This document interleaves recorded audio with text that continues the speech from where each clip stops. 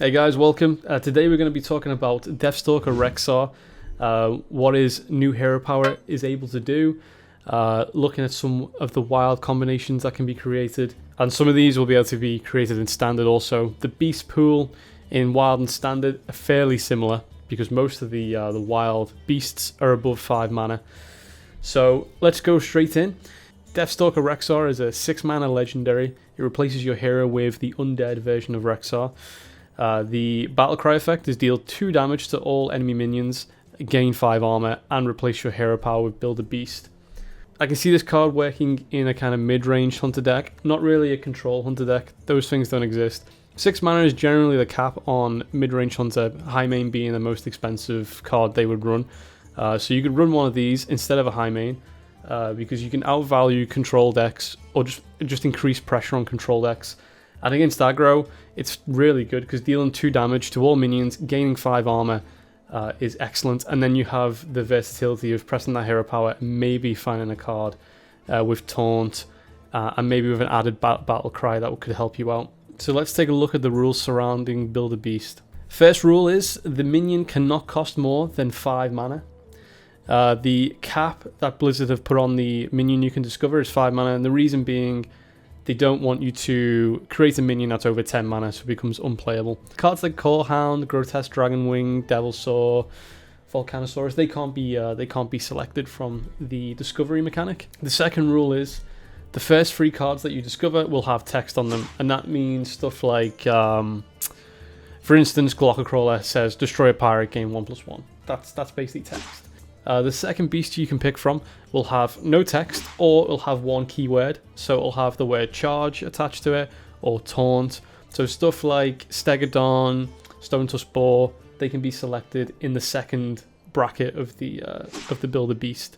So that essentially means you couldn't create a Bittertide Hydra with Glockcrawler. It wouldn't allow you to do that because those 2 cards both have text. Another thing worth mentioning is that neutral cards and beast cards will be discovered at the same rate, so it won't favor hunter cards on the discovery. So the hero power still costs 2 mana, and it creates a minion and places it into your hand. It doesn't actually place the minion into the battlefield, so it is a slight tempo loss to spend that 2 mana and then to play the minion from hand.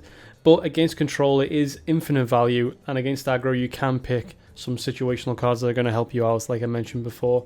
The artwork of the card will be the first beast that you pick, and it'll also have the same voice lines as well as the first minion that you select. So let's take a look at some of the monstrosities that we can build here.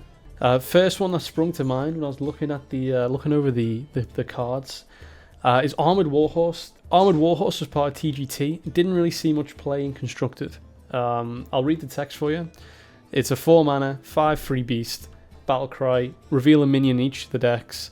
If yours costs more, gain charge. So it's quite nicely statted at 4 mana, doing 5 damage. And I thought, well, straight away, what card could you pair that with? I thought Young Dragonhawk, Wind Fury, 1 mana, 1/1 beast.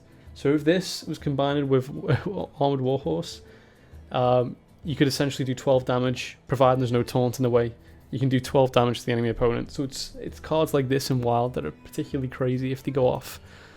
You could also pair up for late game Bittertide Hydra with any of the stealth beasts. So you could do it with Stranglethorn Tiger and create a 13/13 stealth minion. Also Jungle Panther as well, which is slightly more on curve. You can play that on turn 8 to create an insane... It's kind of like an insane finisher. That paired of like something like Kill Command, you're most definitely going to be zoning your opponent out at that point. There's also some situational cards that you can create. If you're against Pirate Warrior, you could create a Glockcrawler and Stegodon. That would give you a minion that would eat a pirate and then give you 4/9 in taunt stats, which is insane. Another obvious one that's been mentioned quite a lot is Vicious Fledgling and Stonetusk Boar, which would give you a 4 mana 4/4 charged fledgling straight to the face to obtain Wind Fury and then carry on.